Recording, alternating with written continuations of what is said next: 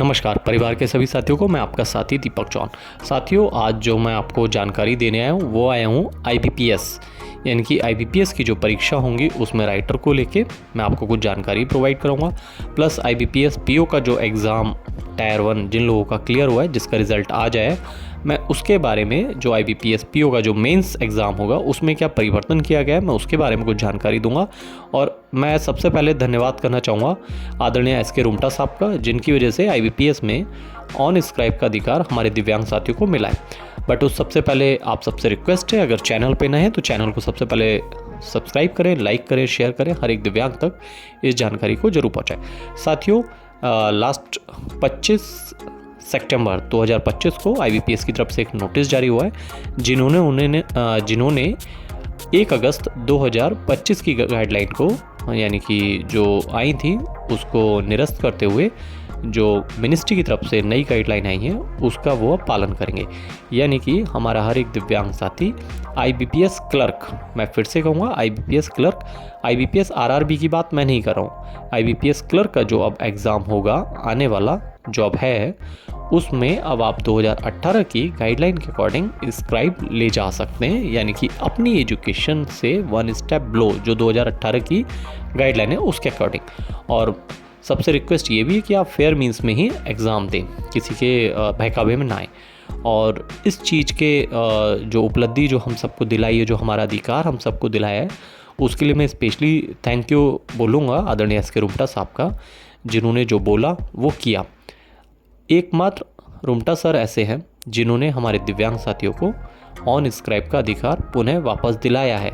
जो मिनिस्ट्री की तरफ से जो गाइडलाइन आई थी उसमें कुछ परिवर्तन होने जब तक के लिए इस स्क्राइब गाइडलाइन को उन्होंने निरस्त कराया और उनके सुझाव लेने के और दिव्यांग साथियों को सुझाव लेने के बाद नई गाइडलाइन आएगी। साथियों, मैं आदरणीय एस के रुमटा साहब का धन्यवाद इसलिए बोलना चाहूँगा, जो उन्होंने बोला वो किया, और लोगों की तरह नहीं, जिन लोगों ने कुछ कहा तो नहीं, ना किया ना बोला, बस अपने स्टार चमकाने के लिए वो लोग सबके सामने आए कि हमने कराया।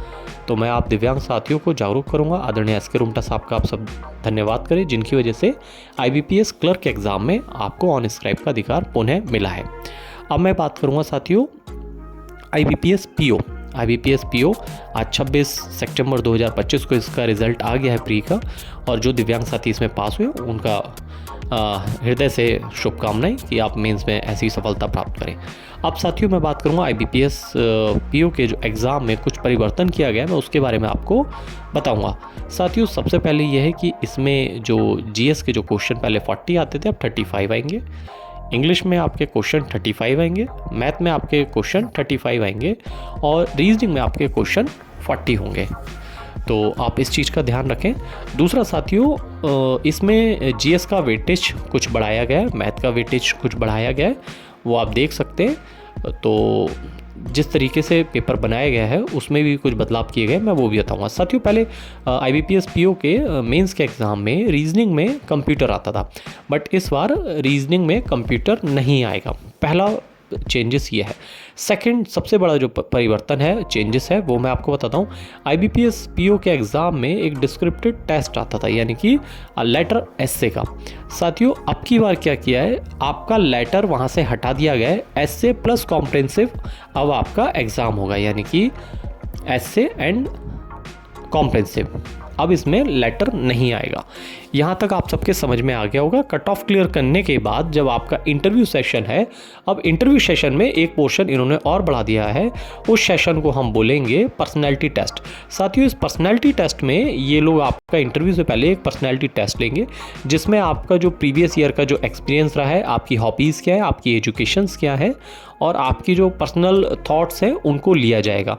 क्योंकि इंटरव्यू में आपका टाइम बचाने के लिए आपका भी पर्सनैलिटी टेस्ट लेंगे, देन आपका ये इंटरव्यू लेंगे, उसके बाद आपकी कट ऑफ डिसाइड होगी। तो आप सब प्रिपेयर करें अपनी चीज़ों को, स्पेशली पर्सनैलिटी टेस्ट को, कि आपको बोलना किस तरीके से, अपनी टोन किस लहजे में आपको बात करनी है, आपकी हॉबीज़ क्या है, आपकी जितनी भी प्रीवियस ईयर का जो एक्सपीरियंस है उसको अच्छे से थोड़ा सा शार्प कर लें, क्योंकि ये बहुत काम आएगा इंटरव्यू में आपके। तो यही सारी जानकारी आप सबको देनी थी। आईबीपीएस पीओ के लिए जो एग्ज़ाम मेंस क्लियर किया है उन लोगों के लिए बहुत बहुत शुभकामनाएं, और गुड लक है उनके कि आप मेंस क्लियर करें। बाकी साथियों, जिन साथियों को स्क्राइब का अधिकार मिला है उनके लिए भी मैं हृदय से धन्यवाद बोलूँगा, और स्पेशली एसके रुमटा साहब को जिन्होंने जो बोला वो किया। और संगठनों ने किसी ने भी इस देश में आपके ऑन स्क्राइब के लिए लड़ाई नहीं की, केवल आदरणीय एसके रुमटा साहब ने ही आपके स्क्राइब के लिए लड़ाई की और आपको अपना अधिकार भी दिलाया। तो ऐसी छोटी ही जानकारी मैं आप सबके लिए लेके आता रहूँगा। मैं आपका साथी दीपक चौहान। जय हिंद, जय भारत।